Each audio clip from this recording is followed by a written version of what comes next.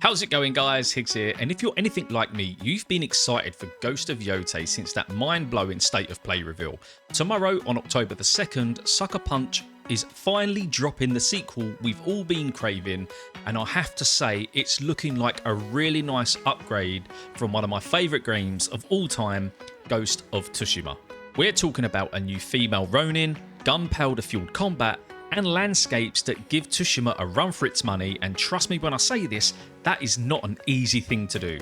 But in this video, I just wanted to break down all the pre-launch details because I'm buzzing. I'm sure the fans of Ghost of Tsushima are buzzing as well. So let's dive in. So let's rewind to where it all started. Ghost of Yotei, which isn't a straight sequel to Ghost of Tsushima, but a bold standalone follow-up from Sucker Punch Productions, dropped at the September 2024 State of Play. The reveal trailer hit us with black and white vistas of a brutal, untamed Mount Yotei in Hokkaido, 1603 AD. So that's roughly 300 years after Tsushima, folks.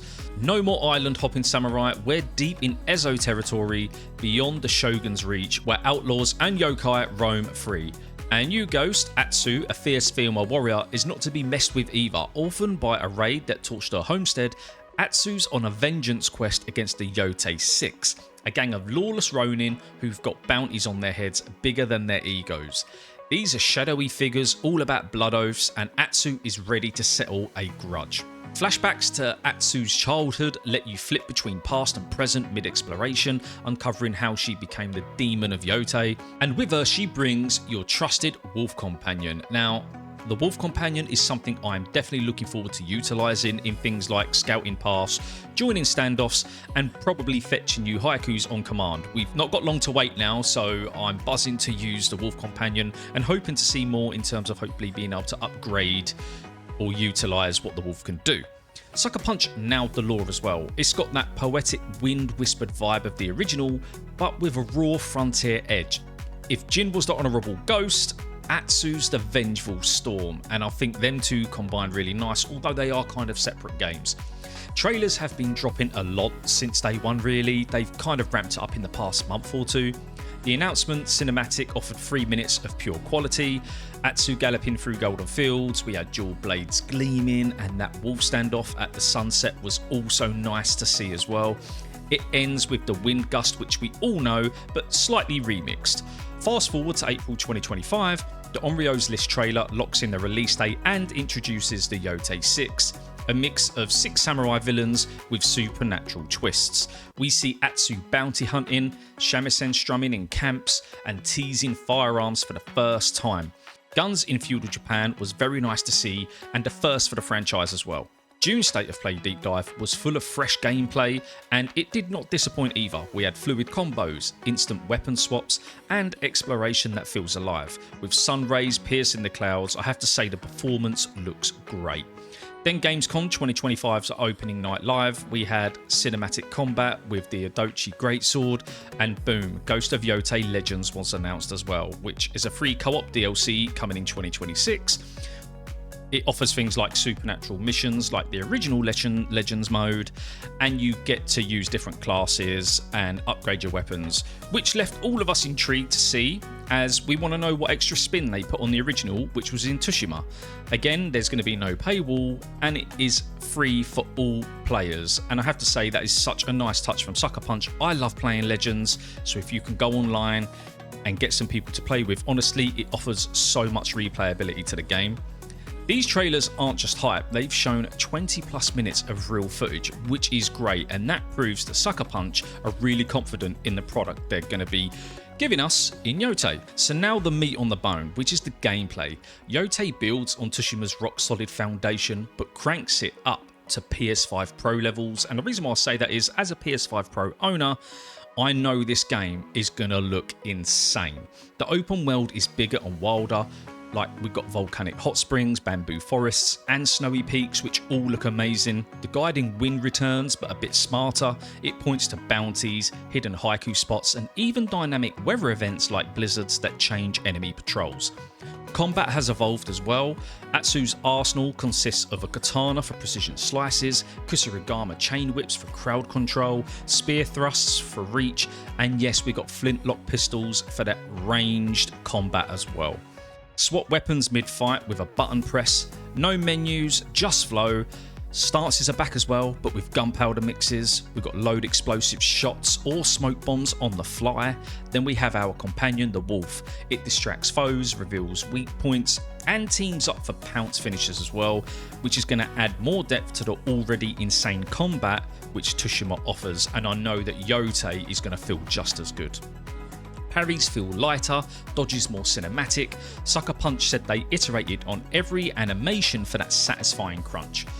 Exploration's next level as well. Freeform bounties let you pick targets from a wanted board in town. Earning Zenny for upgrades. Campsites are your hub for crafting, resting, and flashback dives. You can upgrade your shamisen for moral boosts or mod your blades with Yokei charms. Side quests are deeper than Tsushima's. They offer moral choices which affect your ghost mask's curse level, unlocking supernatural abilities like shadow clones.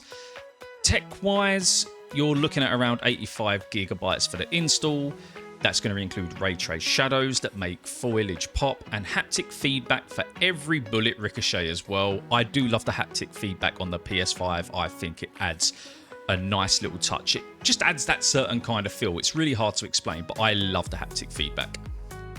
With a day one patch ready to drop as well, we can expect performance tweaks, bug squashes, and miler balance changes for maybe like early bosses and stuff. This all points to a smooth release and why games, in my opinion, which are developed for one system, tend to fare better. Then there's the additions. If you haven't pre-ordered already, you've still got a few hours to do so. The standard is at £70, and that includes the base game and pre-order bonuses like the Atsu and Yotei 6 avatar set, plus an in-game mask. That's also dollars as well. There's no difference between pounds and dollars. The deluxe is £80, and this adds the snake armor, digital deluxe armor die, deluxe horse and saddle, sword kit, traveler's maps, and a charm. Then we have the collector's edition, which is a whopping £220, and this includes a ghost mask, sash, Tsuba, papercraft ginkgo tree, art cards, and Zenny Hajiki coin game, which are all physical. Plus you get all the digital items from the deluxe version as well. Games are more expensive now, I get that, but I did actually cancel my collector's edition as it's just too much money. £220, that is a lot of dough. So I've gone for the deluxe. I thought I'd save myself some extra money for more games because hey, 2025 is absolutely stacked anyway. But there we go, that's the edition. So if you haven't pre-ordered, pre-order now and you'll get some of them pre-order bonuses. So the launch details are as follows. Global drop on October the 2nd at midnight local time outside the US. So that's 9 PM PT and 12 AM ET October the 1st for Americans. Preloads are now live, which is great. So get downloading so you are ready to go on release. It is obviously a PS5 exclusive at launch. Will there be a PC port? Maybe. There was for Tsushima. Fingers crossed for back end of 2026. And that just in lines with how Sony kind of does things. And then the reviews, I mean, it just left me even more excited. We had an 89 on OpenCritic, which is a solid score. 96% recommended it as well. IGN calls it a samurai fantasy distilled to perfection, and they gave it an 8 out of 10.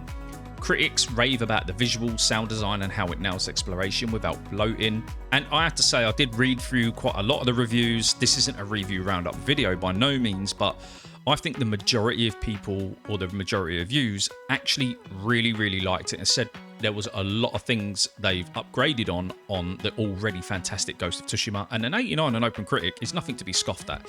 In the year, which is 2025, and gaming, obviously we've had some absolute banger games that have reached in the 90s. So it's always going to be hard for a game to be able to be sort of like in that kind of range because of the quality of games we've had. But for me, if it's anything like Tsushima, it will be one of my games of the year. But obviously, we'll know more about that in a week or two when we've all had our hands on. But the early reviews point to a really good game. And I just want to go over the elephant in the room, and that is going around launch, and it includes backlash over Atsu being a woman, which I just don't get. It has kind of sparked this massive thing on social media where there's posting pictures of them cancelling their pre-orders and boycotting it as well. And then there was that dev's tweet about a certain something that happened, but Sucker Punch co-founder Brian Fleming shut it down quite quick, and Sony parted ways with that developer as well. As a company, you can't really control what employees do. They're not robots, they are humans. If you want to act out and post on social media, that's on you. But then if the company see that, that's on them. And I think Sony and Sucker Punch handled it really well. I've hated seeing people be in favour of what happened to a certain person in America. Like, you just don't want to see that. And yeah, fair enough, it was a developer that kind of said something shitty, but Sony and Sucker Punch acted up on that, so I don't get that outrage with that.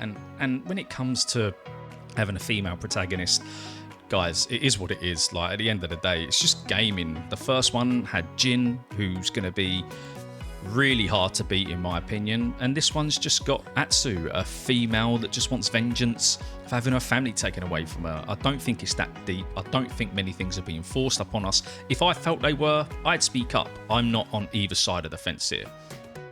And I also know there were some issues around Atsu's voice actor. Again, I'm just going to try and get that out of my head. I'm just going to look at the game that's being developed and just try and play it for what it is. A fun game where we all play games to escape the shit that goes on around us in real life, you know. So I don't think it's any good for you to be adding more of that kind of stuff to your mentals. Just, if you like the game, great, play it. If you don't and your beliefs are that strong, don't play it. You don't need to be trying to pressure other people to align with what you feel, and that works both ways.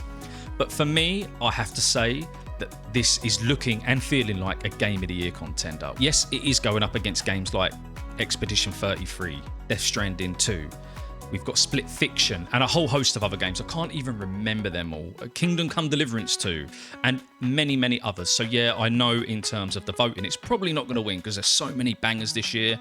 But for my personal preference, I kind of know I'm going to enjoy this because I love Tsushima so much. It's like my top 3 games of all time. And there it is, guys. The Ghost of Yōtei's pre-launch blueprint with some of the details that we should have known. From Atsu's blades to those epic horizons. Tomorrow's the day we finally get our hands on Ghost of Yōtei. So what are you most stoked for? The gunplay, having that wolf companion? Let me know. Facing off against the Yotei 6. Sound off down below. Keep it respectful, because in my community we don't deal with anything other than being respectful to each other. And if you have enjoyed the video, hit that like button as it helps it push it out to more people. YouTube's been acting kind of funny for me recently. And if you're into all things Ghost of Yōtei and gaming in general, hit that subscribe button for more content. Well, I will hopefully have my review for this out in the next week. Obviously, with managing real life work and playing, it will take me a few days, but I will get it out for you guys. But as always though, take care, and I'll see you on the next video.